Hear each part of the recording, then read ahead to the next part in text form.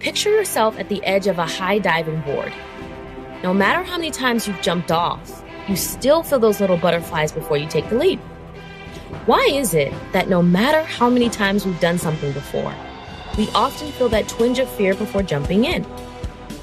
It's because fear is wired into who we are, but that doesn't mean it has to stop us from achieving our goals, because we choose a different path.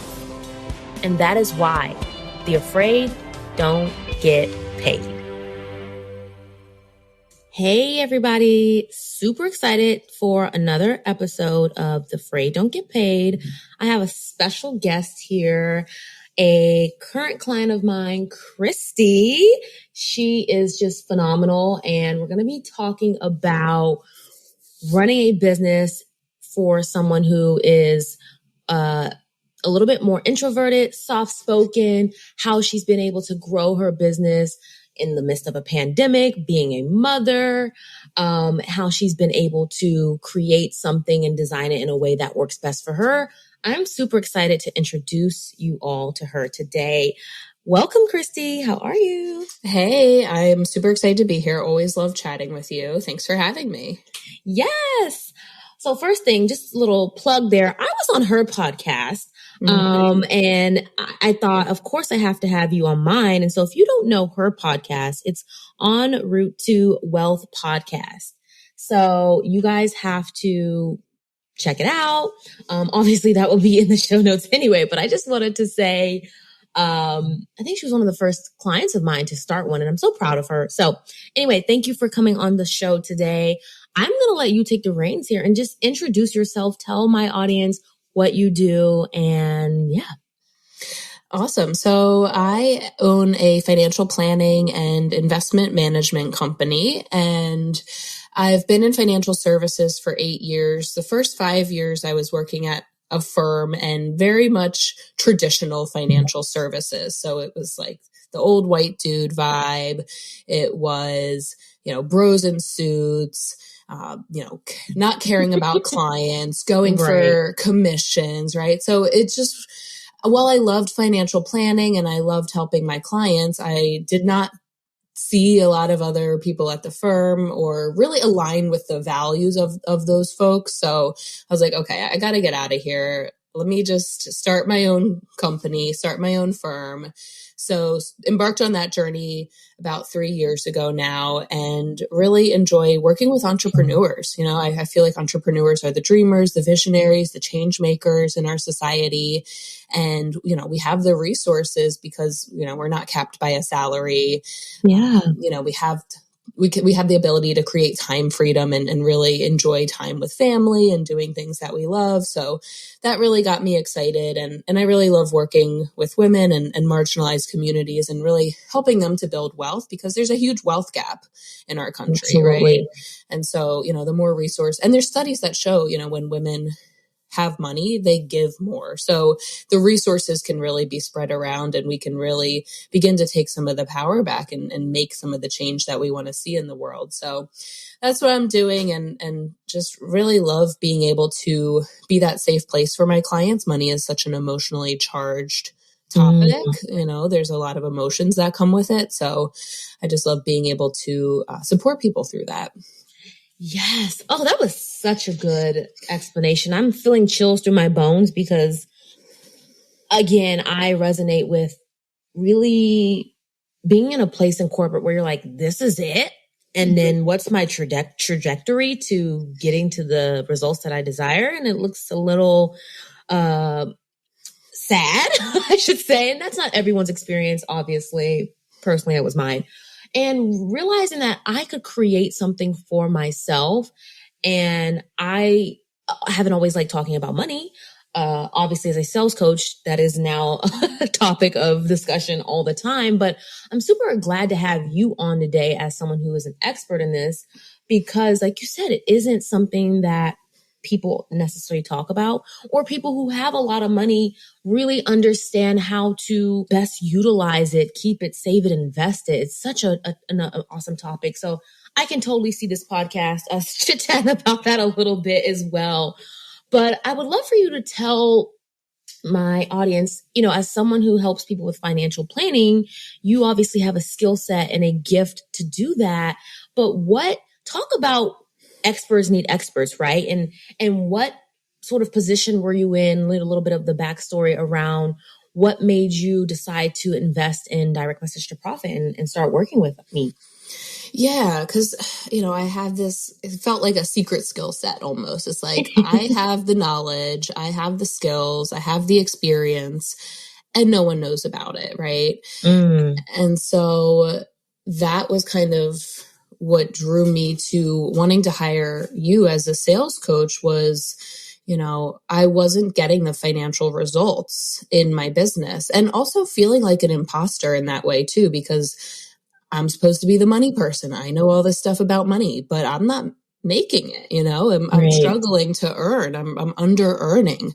And so I really wanted to push myself in that department, and sales has always been something that I've struggled with. I think putting myself out there, I've had a lot of mindset stuff around that, fear of judgment, fear of being seen. I'm a recovering people pleaser over here. So, I just kind of want to be like, have gone into that pattern of being like the amiable, like likable, gets along with everyone kind of person, and not wanting to ruffle any feathers, and therefore, really staying small and hiding. And so, when I came across you, you just exude a level of confidence and boldness. And one thing that always resonates with me, or that sticks in my head of what you say, is like, what do you want to do? You really encourage your clients to turn inward and really find within themselves what it is they want to say, what it is they want to do. And you encourage them to go ahead and do that. But that wasn't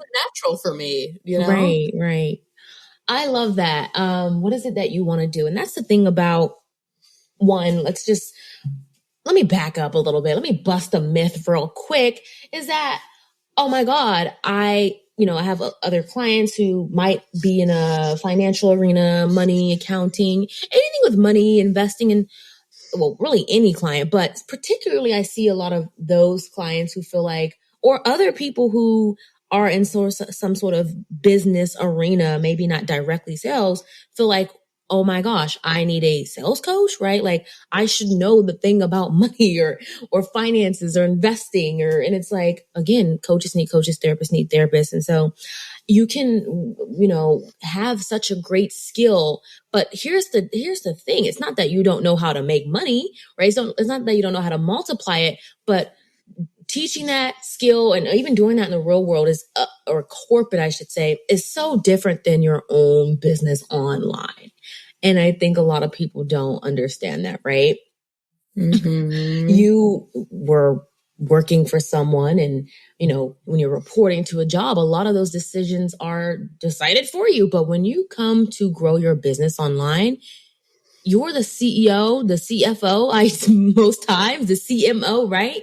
You wear all the hats. And so I just wanted to share that with you all, that it makes sense if you pivot your business or create a business and go online, or take something that was in person, brick and mortar, and translate it to an online world. It's slightly a different ball game when it comes to generating sales and income. And so I love that you found me and that we found each other. I still remember the conversation we were having, and I was just so passionate about the work you do. And, through our time together, the idea of closing the wealth gap and helping entrepreneurs truly fulfill their dream life and be at home with their family are all things that people want, right? And this is something that you're working on in your life, in your business. And so I would love for you to share with the audience, as we continued and worked together, some of the things that you realized about your purpose, and sort of how you sort of grown in communicating. I don't even want to say your niche or topic, really the work you do and why it's so valuable. Could you talk a little bit more about that journey of communicating that, marketing that, either some things that you've realized or you've learned or you've shifted in terms of your business? Yeah, I think part of it was definitely feelings of worthiness, realizing that I am worthy, and that, because I think that was showing up a lot in my sales process, was like, I have this thing, it's cool, it's kind of okay, because I wasn't like believing in myself, I wasn't feeling good about myself, and so that kind of energy was coming off with clients. And so I think there was definitely like the mindset pieces of seeing the value in the work that I do and feeling confident in sharing that, and reframing sales as, it's not sleazy, you're not taking away from someone, you're offering them a solution and you're approaching them genuinely to see if you can help them. And right. There's nothing wrong with that. People want this, people need this. And so lots of mindset shifts. And then even practically speaking, working through things like, I was a big how-to content type of person, which, it's nice to give value and educate, but then never asking for the sale or never talking about my offer. I was like, do people even know that I have a program? I don't think the people even know that it exists. So that was a big shift. And then also we worked through just the process, like having an application and qualifying people before they get on a sales call, and, sending the proposal, and just kind of some of those, things that really make the process feel smooth, and the client feels really well nurtured and taken care of. So yeah, so many shifts. I love that. Yes, so many shifts. Oh, what comes to mind for me is something that you've said throughout, our calls together, and you probably even said this to me in the DMs at some time, is you identify as, being more soft-spoken and introverted. And while I'd say majority of my clients that come to me are like, something I always say, they're ready to snatch edges and be bold and spicy and, really go all out there. That's not everybody. Not everybody wants to be the showstopper, constantly marketing on live video, whatever. And I think it's really important in an underserved community is the people that are a little bit more introverted or take more time to process more, they feel they're empaths. They need a lot more recovery. And so I'm glad to have you on the episode today because you identify in that range a bit more. Can you talk a little bit about sort of what that feels like and how that has been sort of how you've evolved through your business, or how your business has evolved with you as you have grown as a person or identify as a person who is like that? Yeah, I've always been, very highly sensitive, empathic, someone who's been called shy her whole life, very introverted. I love my alone time. And that was kind of feeding into me hiding on social media, because it's like, I'm chilling right now. Like, I'm doing my thing. I don't want to be like outwardly sharing and projecting and communicating. And so I always looked at that as a weakness. I think that just the messages that I received or what I saw was that, you have to be, the extroverted, outspoken, center of the room type of person to be successful in that arena. But I've learned really how to leverage my strengths and accept them as well. I think instead of judging who I am and feeling and wishing that I was somebody else and that I had different skill sets, really accepting, this is who I am. And actually, this is a really beautiful thing because, for example, on a sales call, I'm a great listener. I will provide tons of space for my clients to really talk it out, and being highly sensitive and empathic, clients really feel comfortable to openly share and know that, I'm not going to judge them, and that it is a place where we can have these raw, open, honest conversations. So I think part of it has been just learning to, again, accept who I am and also leverage those strengths in the right way, and have a coach to help push me to do some of the things that maybe are more outwardly facing, but do it in my way, just learning to do it in a way that works for me. There's not one right way to do things. So true. Something I love that you said is that two valuable skills for selling and successful selling is listening and having people to feel comfortable with you. And this is, again, I want you all, if you're an introverted person, if you're more soft-spoken, shy, quiet, whatever you've identified with, or people have, imparted upon you, if you have that that is a strength. If you can listen, if you can make people feel comfortable.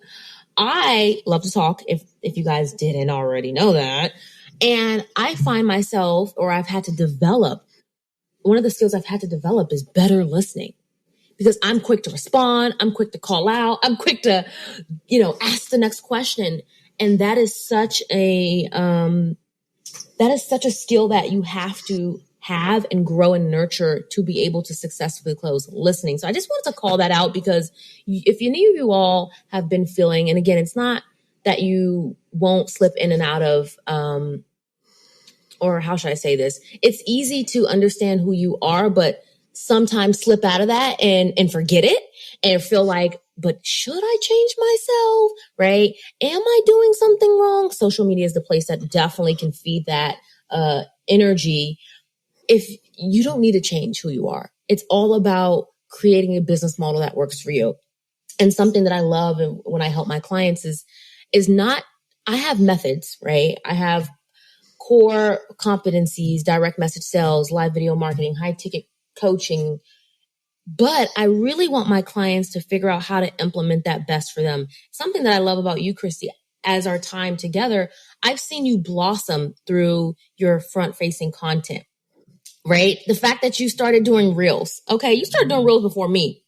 The fact that you started dressing up on reels. Can we just talk about some of those things like that within your marketing? What changed in you or blossomed where you started to, you're still yourself. You still need your alone time. You still need your breaks, whatever. But you really started putting yourself out there a bit more. Talk about that growth journey. Yeah, I think a big part of that was overcoming the fears of, and still working on it. I'm not a perfect human, but overcoming fears around being seen and being visible and, wanting everyone to like me, and just recognizing that, I have a message to share. I have stuff that I can help people with. And there's a lot of people out there who need me and are looking for me. And so, find those people, really focus on that instead of focusing on, will people judge this or how are they going to look at that? And so I think just kind of overcoming some of those fears, or just even doing it in spite of those fears, I love that. They still exist, but, and sometimes I still feel a little bit shaky when pressing send or post, but it's like, you know what, this is what's truly on my mind. This is what I want to share. And so I'm going to put it out there. And I'm still really uncovering deeper levels of who I am and authenticity and what I want to say. So it's definitely a process, but, like the reels, for example, I was dressing up as this character, Bob, who is kind of it's a satire on the financial services industry. I'm like an old white dude. I have like a wig on, an old man nose, a suit. And that's just something that I've always kind of wanted to do, but never really did, never really, put out there or put into action. And so, yeah, I don't know. Sometimes at a certain point, it's just like, screw it. Let's do this. I think you get so uncomfortable staying small, right? That it's like, I gotta do this. I gotta push past this, because it's taking away from my bigger picture vision. And that's what's really more important to me. Ooh, I love that. So good. Sometimes you get so uncomfortable staying small. Yeah. I 100% agree. Not everything that I've done in my business has been out of like, be bold and amazing. Sometimes it's been out of my darkest hours and frustration with just putting shit off. Frustration with saying I'm going to be this person. I'm going to actualize this reality, and never doing it out of fear. And so I love that you brought that up, because that is the reality for a lot of people. We're not all out here like, we're just motivated and we're just going to do it, which leads me to like my next topic that I wanted to talk about is, you are someone who has been open about your anxiety and depression and unmotivation. You've talked about it on our calls together, and taking a lot of breaks in business. That is not something that a lot of people are comfortable doing. And a lot of people shame themselves for doing it, or they think, what's wrong with me? They see other people online who just always seem to be showing up and so happy and creating results and making all this money. Talk to me about how you have been dealing with that, or how you've dealt with that. And I obviously have seen a side of you where you've grown into accepting that part of you. A little bit about that journey of running a business and dealing with mental health issues.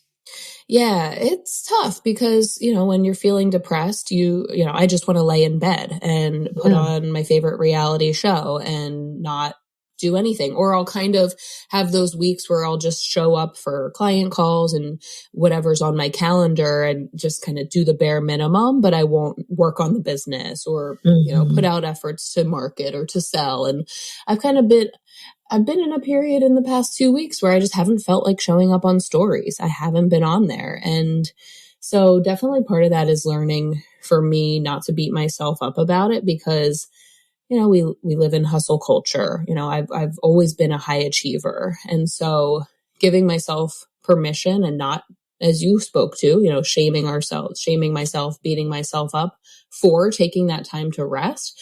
And kind of reframing that as, my body needs this rest. My body needs time to sleep or just veg out or, just like recharge because I'm not going to be in the creative headspace that I need to be to really show up in a way that's going to be impactful. And really what's going to be better is if I can rest, recharge so that when I do show up, it is at a higher quality and, sharing in a way that is going to be helpful for people. So giving myself permission to take those breaks and to rest. And I'm somebody who's really created my business in a very simple way.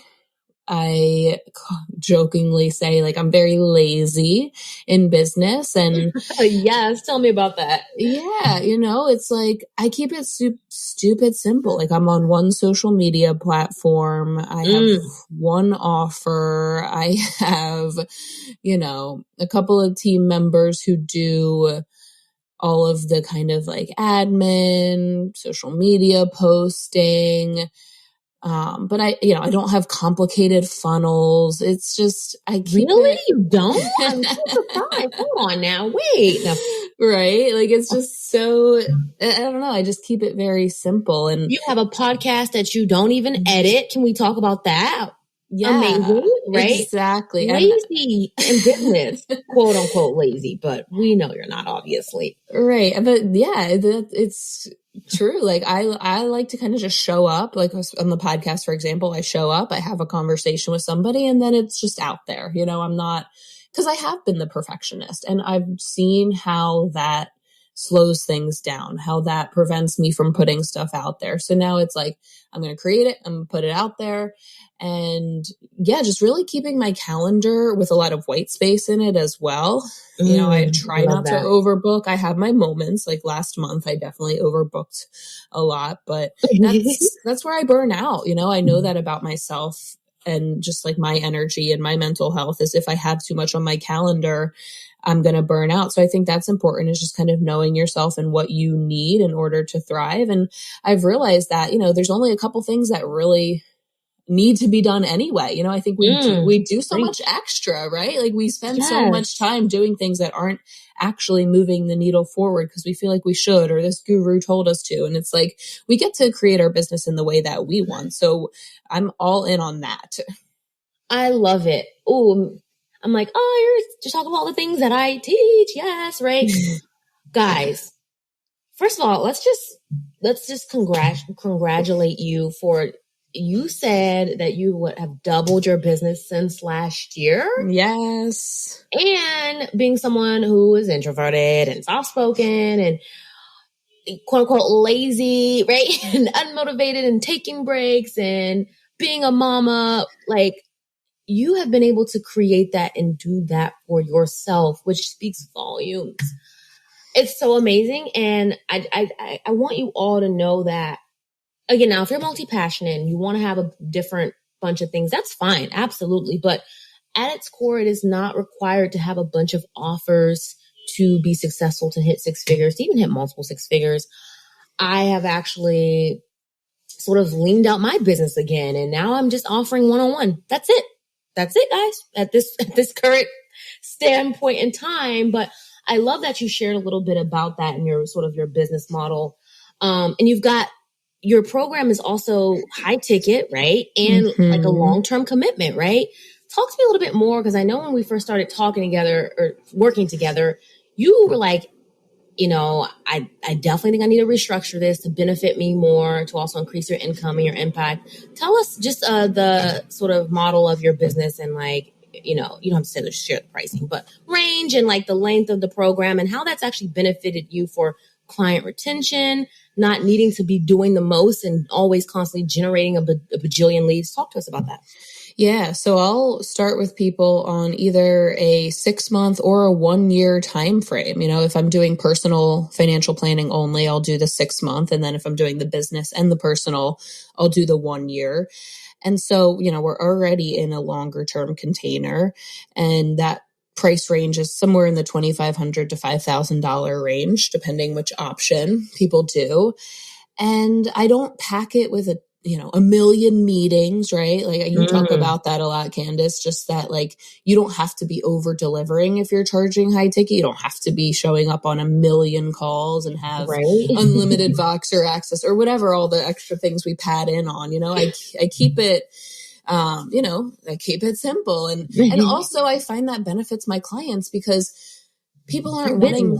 Yeah, exactly. People aren't focusing on especially their financial planning. If you're like coming from a place of avoiding or like, you're not sitting down and doing your financial planning all day, every day. And so having the space between meetings really is helpful for clients, because then we can, go over a strategy, begin implementing it, take a month to really integrate, implement, and then move on to the next thing. And it works too, because, we're setting these things up for long-term financial success. So we don't need to be banging it out and moving on to the next. So, that really just works. And then once my clients are done that initial period, they have the option to stay with me on an ongoing basis, because, when you're working with a financial planner, financial advisor, you mostly, for most of the time, at least with my clients, you want to be meeting with them on an ongoing basis, because you're reviewing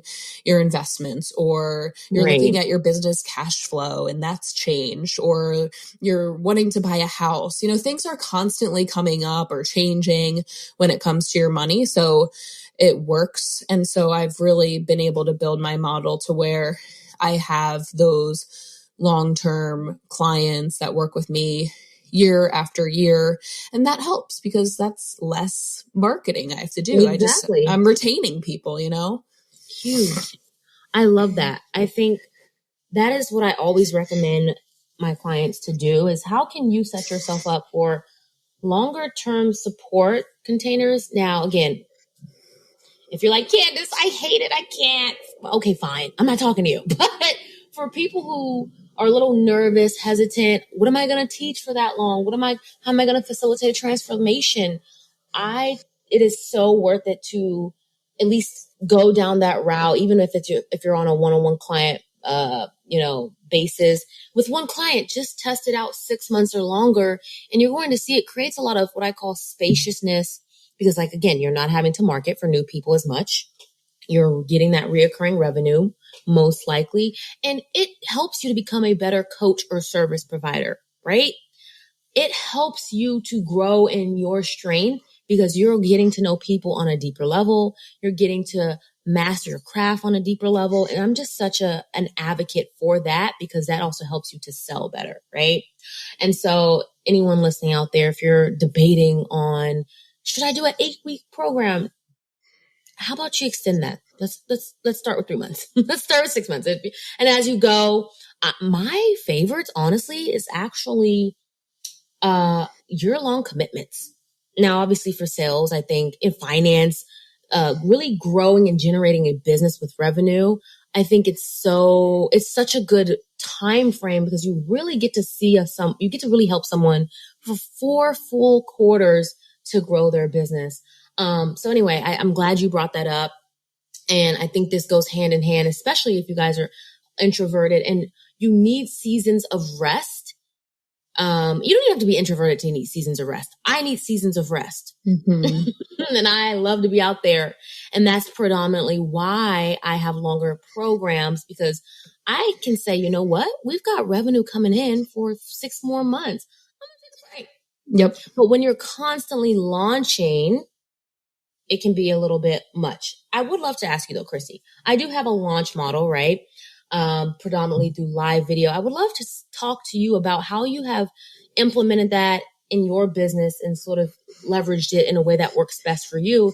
And for you to share with people, like, there obviously is the idea that constantly launching all the time, always showing up, but taking the strategies that I've shared with you and implementing those at strategic times when you do want to, potentially boost your visibility or, start bringing in some new leads. How have you leveraged the live launching component? It's, for everyone who doesn't know, it's called the seller's journey method, to really grow your business. Yeah, because I don't do launch periods. I don't have, open enrollment. I'm evergreen. Client comes to me, I'm always going to be like, yes, come on in. Doors are open. So that's just how I roll. And so the way that I've utilized live launching is more of just kind of a sales push, right? So more of an opportunity to let people know that I have an offer. You can sign up for it. Here's how that works. Here's things that people are struggling with before they come with me. Here's some of the results and transformation that we can achieve together. So really just using it as a visibility and sales push and period in time where I am, more heavily talking about my work and my offer and speaking to my clients in that type of way. So that's how I've leveraged it, being on, an evergreen, like open door policy. I love it. Yeah, exactly. And, I've been evergreen since she's almost the beginning of my time. I think I've done like one true launch and it was great. And I was like, nope, I always can find capacity and time, most likely, or at least for my way of selling and showing up. I'm like, oh, it's Tuesday. I want to show up and sell, right? So if I were to have a launch and be like, doors are closed, like, no, they're not, right? So I love that you shared that you can use a live launch strategy to still do evergreen. And I love that you called it a sales push, right? It's really deepening people's awareness of like, hey, it's go time. I've got spots. Let me market hard to you all. Come on in. And I think that's really powerful. I want to know a little bit back to, obviously you're being so transparent and vulnerable, and I really appreciate you sharing all these things about your business and sort of the dynamic. I want to know some tough lessons that you have learned, or things or past beliefs that you had about business and showing up that you were like, I put my money on this is the thing I have to do, or this is the way to do it. And then you've realized, oh my God, complete opposite, or that was exactly the wrong way, or the wrong belief. What have been some hard lessons to learn about business? And I always ask this question because it gives us a different dynamic and a different side that, again, I don't think a lot of people talk about. Does anything come to mind for you? Yeah, I'm sure there's a million things, but the first thing that popped up was when I was first starting my business. I was in a program that their whole philosophy was around like, free content, give, like put it all out there. And there wasn't really necessarily like a call to action component or a sales component, but it was just like, give all this free content, how-to content, and the people will come.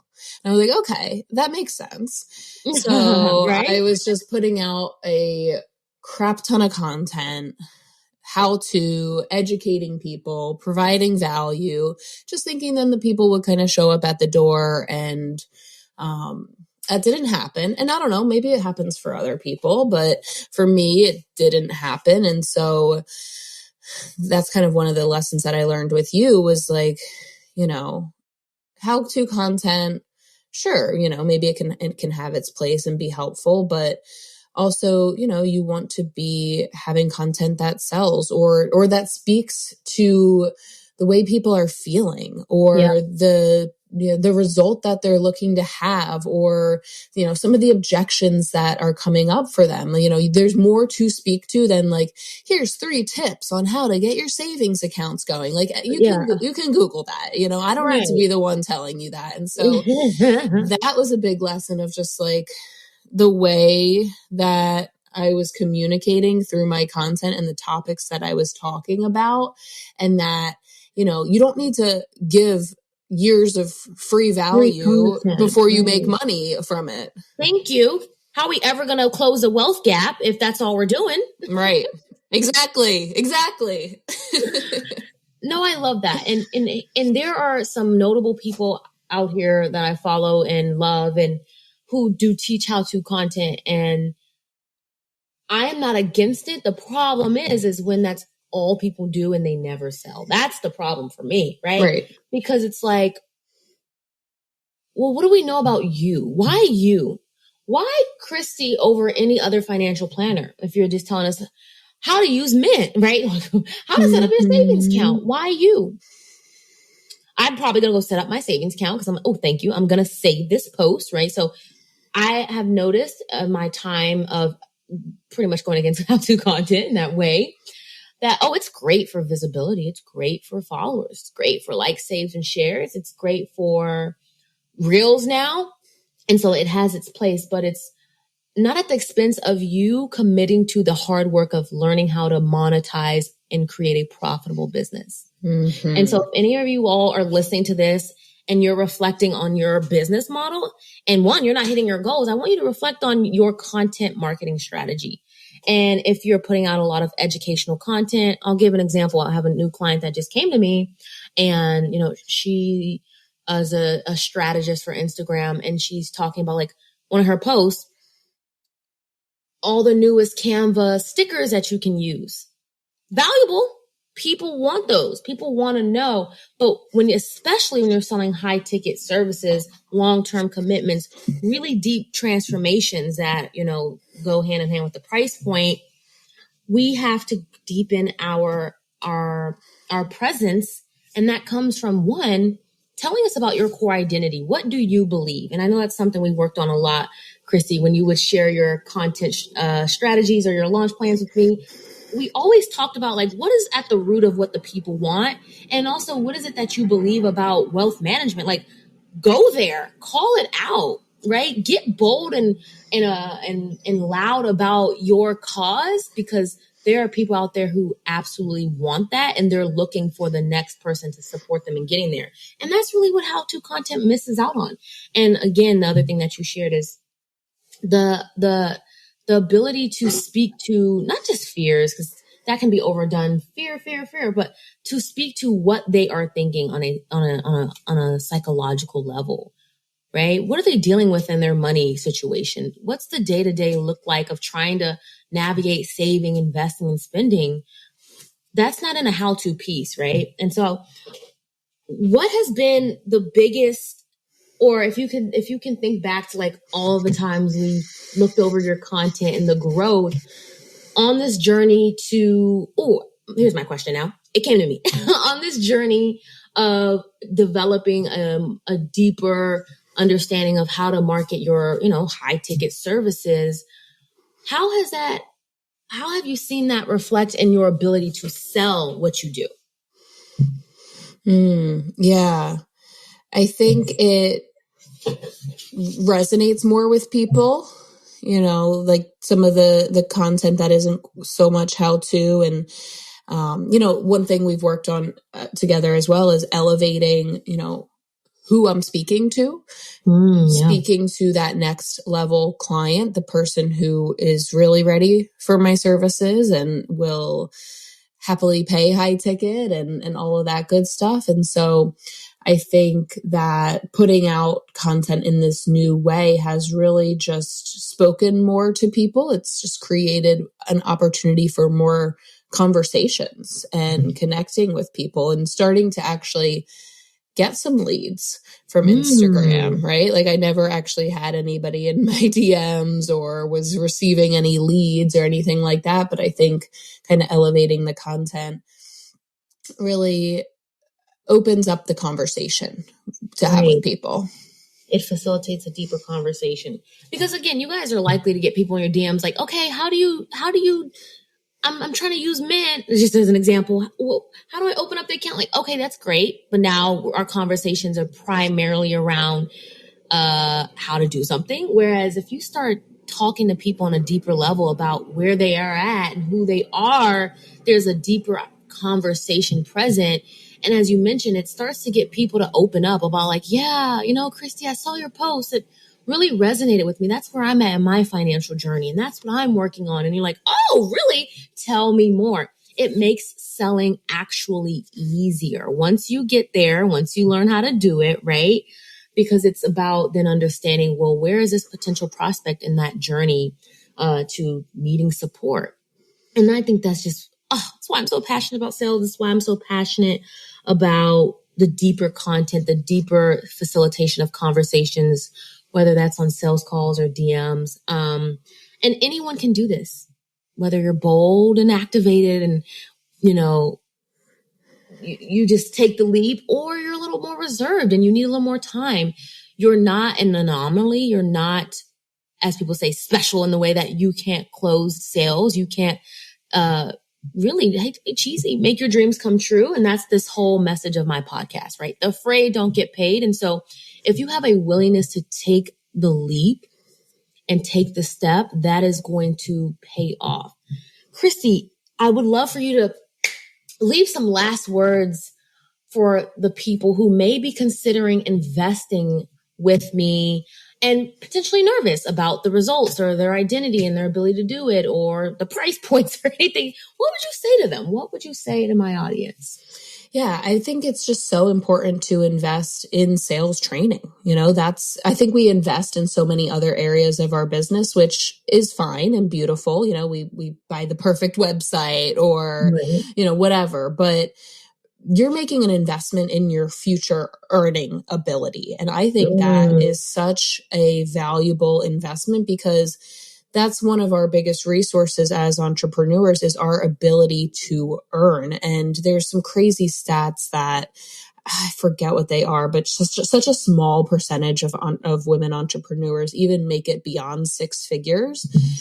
And so, this is an opportunity that we have as entrepreneurs to really become high earners. And with high earning comes the ability to build wealth and to provide for the next generation and to give back and create change. And so, what's the cost of not investing in growing your earnings, right? You're resenting your business. You are staying small. You aren't able to make the impact you want to make just because maybe you don't have the resources available for it. So I think one of the best investments you can make is in your earning ability. And that's going to compound. I mean, how many years are you going to be in business? How many years of making X dollars? Like, what could that do for you and for your life? Seriously, visualize that. Visualize past the current circumstances that might be preventing you from investing in yourself, you all. And I love that. And I'm also so happy we had this conversation. Again, if you guys haven't listened to our podcast episode on her,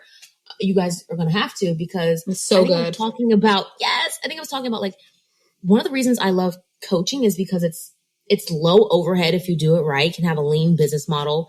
It's not a high startup cost like real estate or something, and it can produce a lot of cash. And that is also a part of my plan to build wealth and then, take that money and go put it in another vehicle to compound. Right. And so I think some people think about, that 401k and just once I retire, this is what I'll do with my money. But it's like, what is the cash generating, what would you say, asset? I don't know what you call it, but like the thing that you have now that is going to help you get to those really big income goals and ultimately that time freedom that you want. And so that's why I'm so passionate about this work.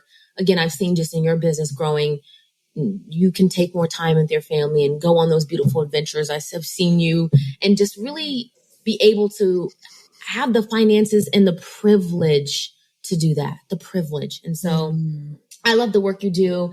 If you want to share with my audience how they can work with you, please do right now. Go ahead and share it all. Of course, this will be in the show notes.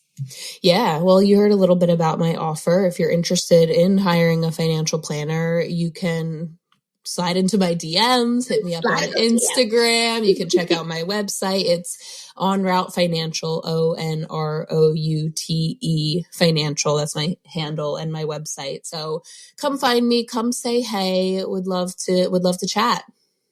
Yes. Oh my gosh. I just realized I said en route. I meant en route at the beginning. It can be pronounced either way. Please check her out. And thank you so much, Kristy, for being on this episode today. It's been such a pleasure. I appreciate you and your time so much. Always enjoy talking to you. Thank you so much for having me. If you enjoyed today's episode, be sure to tag me on social media. Everything will be in the show notes. And don't forget to leave a review.